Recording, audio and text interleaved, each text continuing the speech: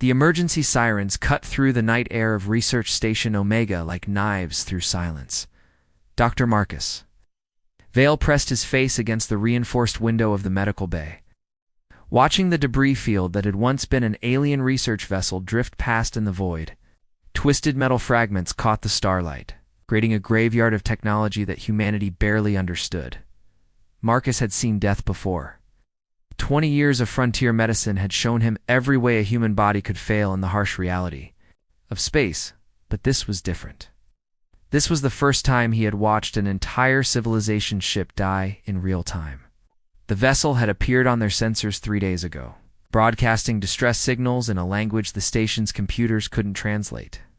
Then, without warning, it had simply torn itself apart. All personnel remain in designated safe zones. Commander Brooks' voice echoed through the station's communication system. Contamination protocols are in effect. No one approaches the debris field. Marcus turned away from the window and returned to his desk, where patient files glowed softly. On his terminal screen, the station housed 200 researchers, miners, and support staff. All human. All dependent on him when their bodies decided to rebel against the artificial environment they called home. He was reviewing the quarterly health reports when the proximity alarms began screaming. The main display in the medical bay flickered to life, showing the station's external cameras. Something was moving in the debris field. Not drifting like the other fragments, but moving with purpose. As the camera focused, Marcus felt his breath catch in his throat. It was an escape pod, sleek and organic looking, unlike anything in human design. It was heading straight for their docking bay. Marcus grabbed his medical kit and ran toward the airlock, his boots echoing against the metal corridor walls. By the time he reached the docking bay, the pod had already made contact with their hull. The impact had been gentle, almost calculated. Through the reinforced viewing panel, he could see the pod's surface rippling like liquid metal, adapting to create a seal with their docking port. Dr. Vale, step away from the airlock immediately. Commander Brooks' voice crackled through his... Come, unit. We have no idea what's in that pod. Marcus ignored the order. His medical oath didn't recognize species barriers. Something was alive in that pod. It needed help. He began the docking sequence, watching as the station's systems attempted to communicate with the alien technology. Green lights flickered along the pod's surface, and then, with a sound like rushing water, the airlock cycled open. The smell hit him first. Ozone mixed with something sweet and metallic, like copper pennies left in rain. Then he saw her. The creature that emerged from the pod moved on to legs like a human, but her skin held a pale blue luminescence that pulsed with each labored breath. She was tall, perhaps 6 feet, with elongated limbs that suggested adaptation to lower gravity. Her eyes were larger than human eyes, deep violet color that seemed to hold intelligence and desperate fear in equal measure. She collapsed the moment she saw him, her legs folding beneath her like broken branches. Marcus rushed forward, catching her before she hit the deck. Her skin was burning with fever, and strange dark veins were visible beneath the luminescent surface, spreading from her chest outward like infection racing through her system. Please, she whispered in perfect English, her voice like wind chimes in a gentle breeze. Help me. The words froze Marcus in place. She spoke English. Not through a translator, not in broken syllables learned from intercepted transmissions, but with the fluency of someone who understood not just the language, but the emotions behind it. Her violet eyes fixed on his face with a desperation that transcended species. Dr. Vale, do not bring that thing into the medical bay. Commander Brooks' voice was sharp with authority. Quarantine protocols are absolute. Marcus looked down at the dying creature in his arms. Her breathing was becoming more labored, and the dark veins were spreading faster. Whatever was killing her was winning, and it was winning quickly. He thought of his medical oath, of the promise he had made to preserve life regardless of the circumstances. Medical emergency override, he announced into his comm unit. I'm bringing a patient into the medical bay. That is a direct violation of station protocol, Doctor. I order you to step away. Marcus lifted the alien woman in his arms, surprised by how light she was despite her height. Her head fell against his shoulder and he could feel her fever burning through his uniform. She was dying, and he was the only one who could help her. Sometimes protocol has to take a back seat to conscience, Commander Marcus said, and carried her into the medical bay. The moment the doors sealed behind him, emergency lights began flashing and containment fields activated around the medical bay. He was now locked in with a potentially dangerous alien, cut off from the rest of the station. But as he placed her on the examination table and began running diagnostics, Marcus felt a strange sense of purpose he hadn't experienced in years. The scanner results appeared on his screen. What he saw made his blood run cold. The dark veins weren't just infection spreading through her system. They were moving with purpose, like they were alive, like they were hunting something specific in her body. This wasn't a disease. This was something far more sinister. Outside, the medical bay alarms continued to wail as Commander Brooks assembled a security team. But inside, Marcus worked with steady hands to save a life that might hold the key to humanity's future. The real question wasn't whether he could save her. The question was whether saving her would doom them all. The containment field hummed around the medical bay as Marcus worked frantically to stabilize his patient. The alien woman who had introduced herself as Zara Kane through labored whispers lay unconscious on the examination table.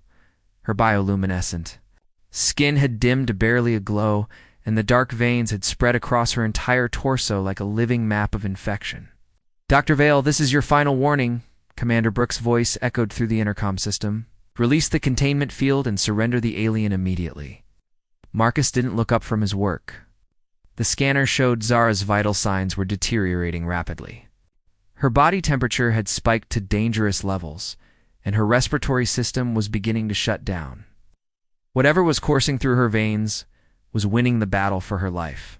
"Commander, I need 12 hours, Marcus replied, adjusting the foredrip that fed a cocktail of human antibiotics into Zara's system. 12 hours to understand what's happening to her? You have contaminated this station with an unknown pathogen. Every moment that creature remains alive puts 200 lives at risk." Marcus finally looked up at the security camera mounted in the corner of the medical bay. "Her name is Zara, and she's not a creature. She's a patient who needs help." Through the reinforced window that separated the medical bay from the corridor, Marcus could see Commander Brooks pacing with 3 security officers. The commander was a military man, trained to see threats before opportunities. In his world, the unknown was always dangerous until proven otherwise. Zara stirred on the table, her violet eyes fluttering open. A weak cough that sent droplets of silver blood onto the white sheets. Marcus quickly moved to her side, adjusting the oxygen mask over her face. "Don't try to talk," he said gently. "Save your strength."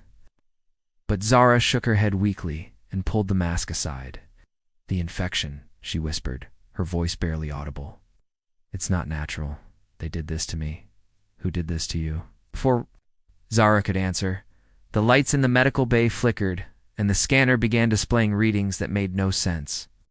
The dark veins in her body weren't just spreading randomly. They were forming patterns, almost like circuitry, as if something was building a network inside her biological system. Marcus pulled up the detailed scans on his main display. What he saw defied every principle of medicine he had learned. The infection was rewriting her cellular structure from the inside out, but it wasn't destroying her cells.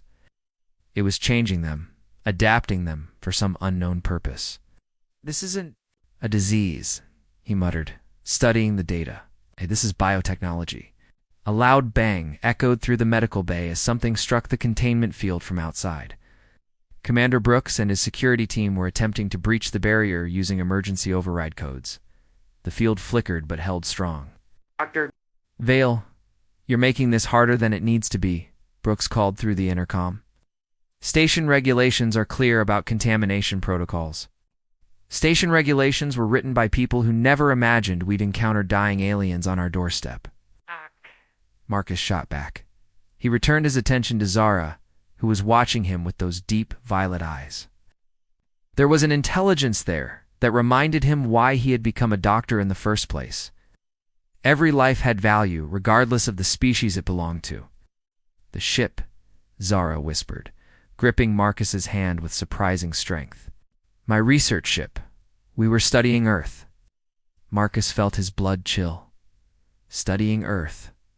Why? Preparation, she managed, before another coughing fit overtook her. The implications hit Marcus like a physical blow. Zara's ship hadn't arrived at their station by accident. They had been observing humanity, gathering intelligence. The question was whether that intelligence was meant for peaceful contact or something far more sinister. The containment field flickered again. This time, more violently. Brooks had brought in heavier equipment, and the barrier wouldn't hold much longer. Marcus made a decision that would change everything. He began downloading all of Zara's medical data onto a portable storage device, including the strange patterns the infection was creating in her body. "What are you doing?" Zara asked, noticing his frantic activity. "Preserving what I can learn from you," Marcus replied, "in case they succeed in stopping me." Zara's grip on his hand tightened. "You don't understand. The infection isn't trying to kill me. It's trying to prepare me. Prepare you for what?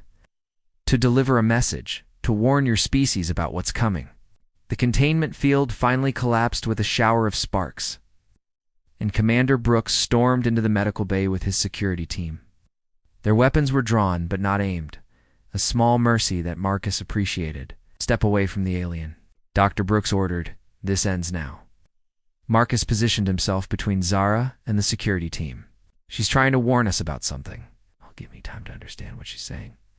"What she's saying is irrelevant if she kills everyone on this station in the process." "The infection isn't contagious," Marcus said, hoping he was right. The scans suggested the biotechnology was specifically designed for Zara's alien physiology. But he couldn't be completely certain. Brooks raised his sidearm, not pointing it at anyone, but making his intentions clear. "You've had your time too. Play hero, Doctor. Now it's time to think about the safety of this station." Zara struggled to sit up on the examination table, her bioluminescent skin flaring brighter for a moment. "Please," she said, her voice carrying across the room despite its weakness. "My people sent me to warn yours. The Devourers are coming." Room fell silent, except for the steady beep of medical equipment. Marcus felt the weight of those words settle over everyone present, the Devourers. Even without understanding what they were, the name itself carried an ominous promise. "What are the Devourers?" Marcus asked. But before Zara could answer, alarms began screaming throughout the station. Not the containment alarms they had grown accustomed to, but the deep, resonant warning that meant only one thing. Ships were approaching Research Station Omega, and they weren't human. Through the medical bay's viewport, Marcus could see lights moving in the distance. Not the random drift of debris, but the purposeful movement of vessels under power. As they drew closer, their alien design became unmistakable. It looked like the research ship that had been destroyed, but larger, more menacing. "They followed me," Zara whispered, her voice filled with despair. "I led them right to you, Commander." Brooks lowered his weapon, suddenly realizing that their contamination problem had just become the least of their worries. Outside, the alien ships were taking positions around the station, their hulls gleaming with the same organic technology that had created Zara's escape pod. Marcus looked down at the dying alien woman who had brought both warning and danger to their doorstep. Whatever was happening to her, whatever message she carried, it might be humanity's only hope of understanding what they were about to face. The question was whether they would have enough time to decode that message before the Devourers decided to make their intentions clear. The alien ships hung in space around Research Station Omega like predators circling wounded prey. Marcus counted at least 12 vessels, each one larger than anything humanity had ever built. Their hulls pulsed with the same bioluminescent glow that flickered weakly in Zara's skin, creating a constellation of threats against the starfield. "How long do we have?" Commander Brooks asked, his military composure cracking as he stared at the tactical display. Zara struggled to prop herself up on the examination table, her breathing labored but determined. "They won't attack immediately," she whispered. "They'll wait for the signal." "What signal?" Marcus asked, checking her vital signs. The dark veins had spread further, now reaching her neck and face like creeping shadows beneath her luminescent skin. "The signal I was supposed to send," Zara replied, her violet eyes meeting his. "The one that tells them your defenses are weakened." Medical bay fell silent, except for the steady hum of life support systems. Marcus felt pieces of a terrible puzzle clicking into place in his mind. "The infection," he said slowly. "It's not just changing you. It's supposed to be transmitted to us." Zara nodded weakly. "A biological weapon, designed to spread through your population before you even knew we existed. By the time the invasion fleet arrived, humanity would be too weak to fight back." "Commander?" Brooks stepped closer to the examination table, his face grim. "And why are you warning us? Why didn't you just complete your mission?" "Because I learned something my commanders didn't expect," Zara said, her voice gaining strength despite her deteriorating condition. "I learned that humans are worth saving." Marcus thought about the months of surveillance Zara's people must have conducted. They would have watched human settlements, observed daily life, studied culture and behavior. Somewhere in that observation, Zara had found something that changed her mind about genocide. "The research ship," Marcus said. "It didn't explode by accident, did it?" "I destroyed it," Zara admitted. "I couldn't let the data reach the Devourer fleet. The detailed analysis of your military capabilities, your population centers, your weaknesses. I sabotaged the ship's power core and escaped in the only pod that wasn't contaminated with the weapon." The irony wasn't lost on Marcus. Zara had saved humanity by exposing herself to the very weapon meant to destroy them. Now she was dying from the infection she had tried to prevent, while the invasion force waited outside for a signal that would never come. "But they followed you here," Brooks pointed out. "If you destroyed the data, why are they surrounding our station?" Zara's expression darkened.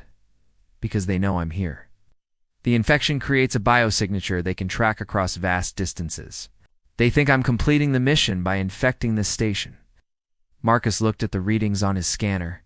The dark veins in Zara's body were pulsing in a steady rhythm, almost like a heartbeat. "How long before they realize you're not going to send the signal?" "Hours, maybe less. When I don't transmit the confirmation code, they'll investigate." Brooks activated his comm unit. "All departments. This is the commander. Battle stations. This is not a drill." He turned to Marcus. "Doctor, is there any way to extract information from her? Battle plans, ship weaknesses, anything that might help us." "I'm not a computer," Zara said before Marcus could respond. "I'm not going to help you prepare for a battle you can't win." "Can't win?" Brooks demanded. "We have defensive systems. Weapons. You have technology based on metal and electronics," Zara replied. "They have ships that think, weapons that adapt, and soldiers who view death as merely inconvenient." She coughed, and more silver blood stained her lips. "The only reason I'm telling you this is so you can evacuate." Marcus had been studying the scanner readings while they talked, and something had caught his attention. The pattern of the infection wasn't random. The dark veins were forming complex networks that reminded him of neural pathways. "Zara," he said quietly, "the infection isn't just a weapon. It's trying to communicate with something." She turned to look at him, surprise flickering in her violet eyes. "What do you mean?" "It's patterns," Marcus indicated the scanner display. "They're not destroying your nervous system. They're enhancing it. It's creating new connections, new pathways for information to flow." Zara was quiet for a long moment. Then her eyes widened with understanding. "The data from the research ship. I thought I destroyed it, but ... it's in you," Marcus finished. "The infection isn't just a weapon. It's a storage and transmission system.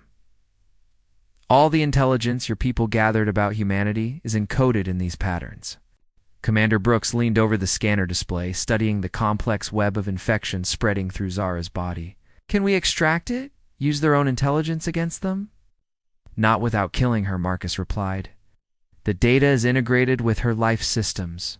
If we try to extract it, we'll cause complete neurological collapse." Outside the medical bay, the station's defensive systems were powering up. Weapon platforms extended from the hull, energy shields flickered to life, and the crew prepared for a battle they didn't understand against an enemy they had never faced. But Marcus was focused on a different kind of battle. The one being fought inside Zara's body between the infection that was trying to preserve her and the alien physiology that was rejecting it? The dark veins were spreading faster now, reaching her brain, and her bioluminescent skin was beginning to flicker like a failing light. There might be another way, Marcus said, studying the data streams flowing across his screens. If the infection is designed to transmit information, we don't need to extract it. We need to redirect it. Redirect it where? Brooks asked Marcus. Turned to face both of them, his expression grim. Into me. The silence that followed was heavy with implications. Zara's infection was deadly to her own species. There was no guarantee that a human could survive the process, even if the transfer were possible. That's suicide, Doctor, Brooks said flatly. Maybe, Marcus replied. But it might also be our only chance to understand what we're facing. Zara gripped his hand with trembling fingers. The infection will change you, she warned. Won't be human anymore. Marcus looked out at the alien ships surrounding their station, then back at the dying woman who had sacrificed everything to warn them. If it means saving my species, he said, I can live with being something different. The question was whether he would live at all. As alarms continued to sound throughout the station and the alien fleet moved into attack positions, Marcus began preparing for the most dangerous medical procedure he had ever attempted. Time was running out. And humanity's fate hung in the balance between a dying alien sacrifice and a human doctor's desperate gamble. The medical bay had become a war room. Marcus worked frantically to modify the biotransfer equipment, while Commander Brooks coordinated the station's defenses from a portable command console. Outside, the alien fleet had formed a perfect sphere. Around Research Station Omega, their bioluminescent holes pulsing in synchronized patterns that reminded Marcus uncomfortably of a heartbeat. Perimeter sensors are picking up energy buildups across their entire fleet, Brooks reported, his voice tight with controlled tension. Whatever they're planning, it's big. Zara lay on the examination table, her condition deteriorating rapidly. The dark veins had reached her brain, creating intricate patterns across her temples and forehead. Her bioluminescent skin flickered erratically, like a star burning through its final reserves of fuel. The transfer procedure, she whispered to Marcus. It's not just about moving data. Infection will try to adapt to your biology. It might kill you in the process. Marcus calibrated the bioscanner one final time, his hand steady, despite the magnitude of what he was attempting. And if I don't try, the entire human race might die without ever understanding why. He had spent the last hour studying the infection, patterns in Zara's body, mapping the neural pathways that had been created by the alien biotechnology, as the data was there, encoded in living tissue that pulsed with information about Earth's defenses, population centers, and military capabilities. Information that could save humanity if he could access it. Dr. Vale Brooks interrupted. Long-range sensors show 3 more fleets approaching our position. We're looking at over 50 ships in total. The implications hit Marcus like a physical blow. This wasn't just about Research Station Omega anymore. The alien forces were positioning themselves for a coordinated assault that would sweep across human space like a plague. How long until they arrive? Marcus asked, making final adjustments to the transfer apparatus. 6 hours? Maybe 7? Marcus nodded grimly. The biotransfer would take at least 4 hours, assuming his human physiology could adapt to the alien biotechnology without rejecting it violently. It would be close, but they might have enough time. Zara's hand found his arm, her grip weak but insistent. There's something else, she said, her voice barely above a whisper. The infection doesn't just carry data about your species. It carries memories. My memories of studying your world. What kind of memories? Everything I learned about humanity that made me change my mind about the invasion. Her violet eyes were growing dim, but they held an intensity that demanded his attention. Your capacity for sacrifice, for protecting those weaker than yourselves. The way you create beauty even in the darkest circumstances. Marcus felt the weight of responsibility settling on his shoulders. He wasn't just taking on alien biotechnology and classified intelligence. He was becoming the keeper of one being's faith in humanity's worth. Initiating biotransfer sequence, he announced, activating the modified medical scanner. The device hummed to life, creating a bridge of energy between Zara's neural pathways and the interface Marcus had designed. The first wave of sensation hit him like lightning. Pain coursed through his nervous system as alien data streams began flowing into his brain. But it wasn't just information, it was experience, memory. Emotion filtered through a completely different form of consciousness. He saw Earth as Zara had seen it during months of surveillance. Cities at night, glowing like scattered jewels across the continents. Children playing in parks, their laughter carrying across playgrounds. Artists creating murals on walls, transforming concrete barriers into expressions of hope and defiance. But mixed with these observations were tactical assessments, population density maps, resource distribution analyses, defensive capability evaluations. The invasion planners had intended to use humanity's own compassion against them, targeting civilian areas first to demoralize military resistance. Transfer at 15%, Marcus reported through gritted teeth. Arc veins were beginning to appear beneath his skin, following the same patterns that had consumed Zara. But unlike her rejection of the alien biotechnology, his human immune system seemed to be adapting, incorporating the infection rather than fighting it. Fleet movement detected, Brooks announced. They're closing formation. I think they're preparing to send a boarding party. Marcus forced himself to focus on the data flowing into his consciousness. Among the tactical information, he found something unexpected. The alien ships weren't invulnerable. Their organic hulls were strong, but they had a weakness. They required a constant bioelectric field to maintain structural integrity. And that field could be disrupted by the right frequency of electromagnetic radiation. Transfer at 30%, he gasped, his body convulsing as more alien memories flooded his mind. He experienced Zara's first glimpse of human art in a museum. She had infiltrated while conducting surveillance. The moment when she realized that humans created beauty not despite their mortality, but because of it. The understanding that a species facing extinction could still find time to paint sunsets and compose music was the beginning of her change. Of heart. Multiple ships breaking formation, Brooks reported urgently. They're moving toward the station. Marcus knew he was running out of time. The biotransfer was only at 50%. But already he could feel the alien biotechnology integrating with his nervous system. New neural pathways were forming, creating connections that allowed him to process information in ways no human had ever experienced, Commander Marcus said, his voice strained but clear.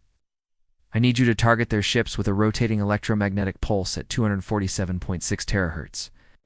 How do you know that frequency will work? Because I can see their technical specifications in my mind, Marcus replied, dark veins now clearly visible across his face and hands.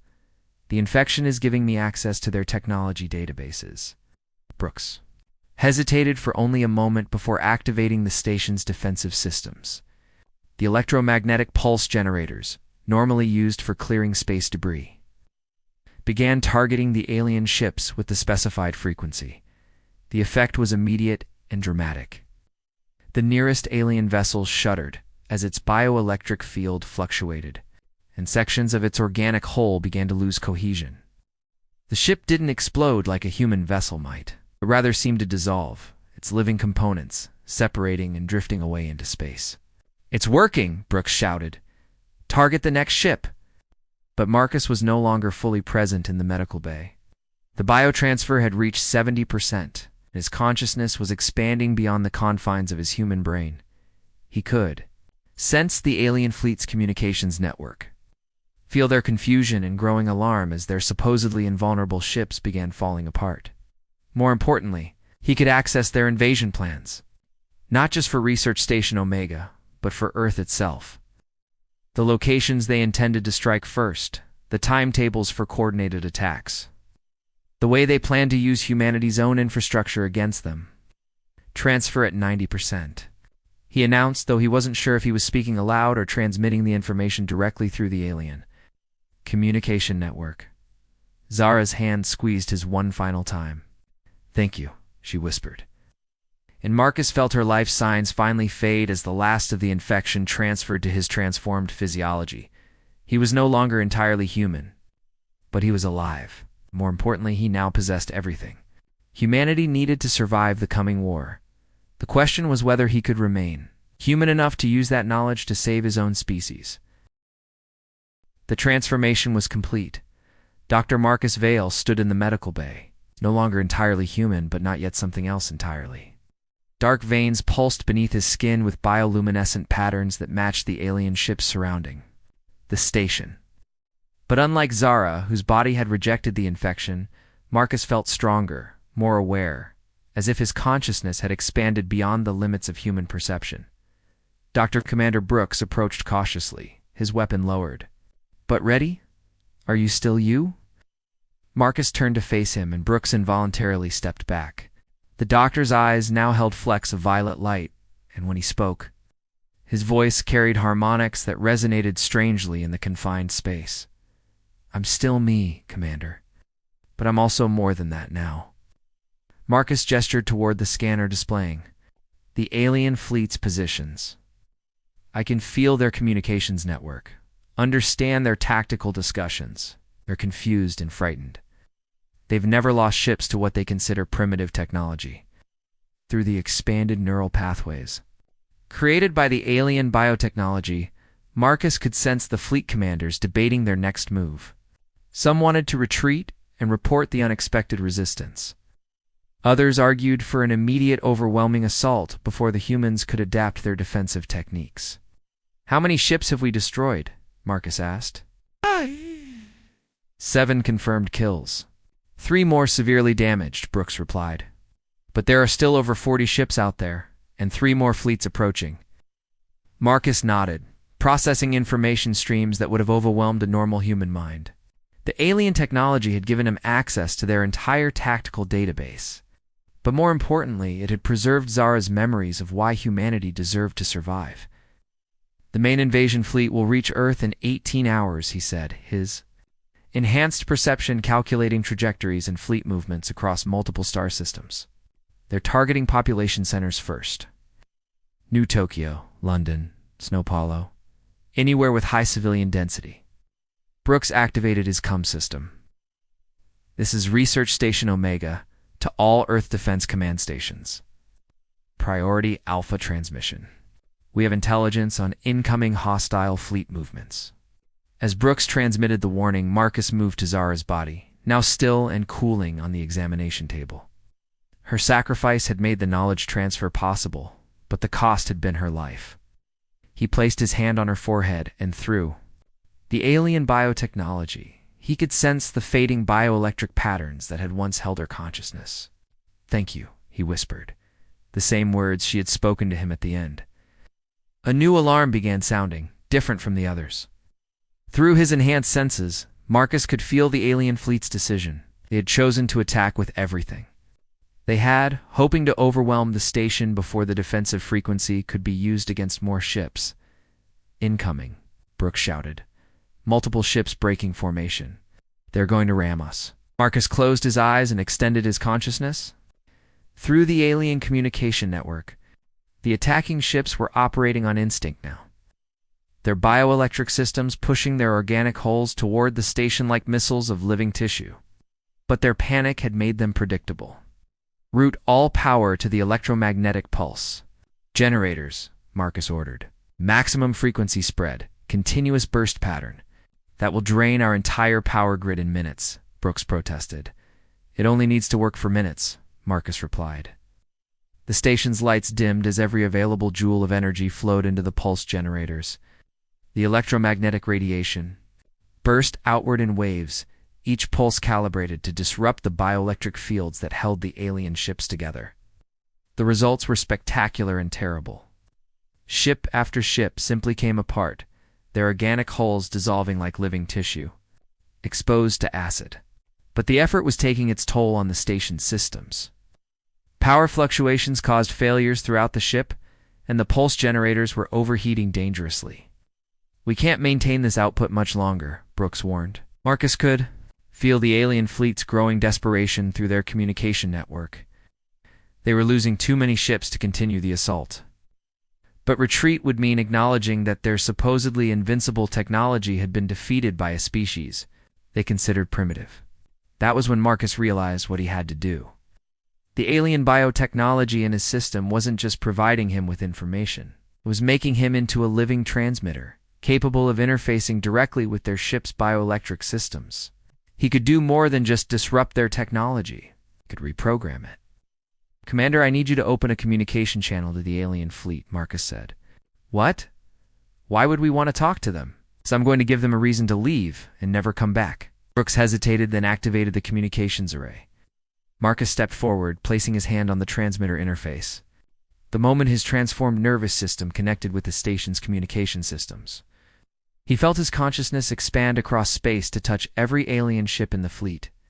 Through their own communication network, he transmitted not just words, but memories. Zara's memories of what she had discovered about humanity during her surveillance. The compassion of humans caring for injured animals. The courage of rescuers diving into burning buildings.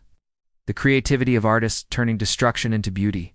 But he also transmitted tactical data, every weakness in their ship designs, every flaw in their battle strategies, every piece of intelligence that could be used against them. He showed them that their plans for invasion had been completely compromised, that humanity now understood their technology well enough to defend against it.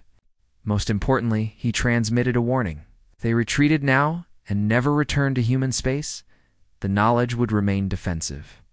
But if they persisted in their invasion plans, humanity would use their own biotechnology against them, turning their living ships into weapons that could be commanded from across the galaxy. The response was immediate.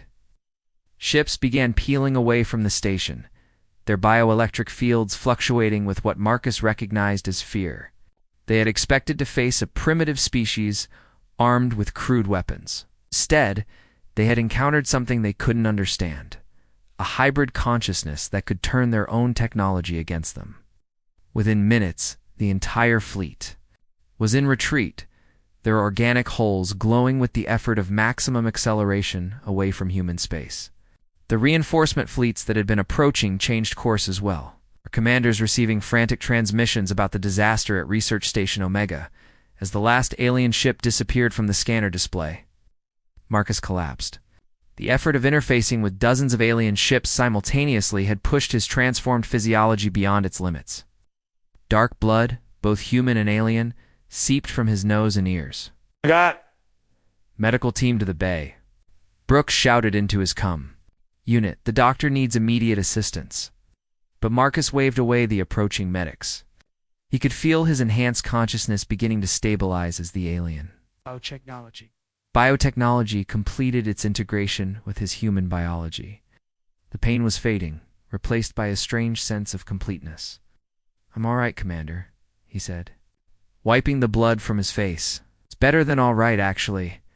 Through the medical bay's viewport, Marcus could see the debris field where the alien research ship had been destroyed days earlier. Zara's sacrifice had started a chain of events that had saved not just Research Station Omega, but potentially the entire human race. But Marcus knew this was only the beginning. Somewhere in the galaxy, the alien species known as the Devourers would be analyzing what had happened here. They would return eventually better prepared and more cautious. Humanity had won a battle, but the war for survival had only just begun. As he looked down at Zara's still form, Marcus made a silent promise. Her faith in humanity would not be forgotten. The knowledge she had died to preserve would be used to protect the species she had come to admire. And when the Devourers returned, they would find not a primitive civilization, but a hybrid consciousness that understood both the value of compassion and the necessity of strength.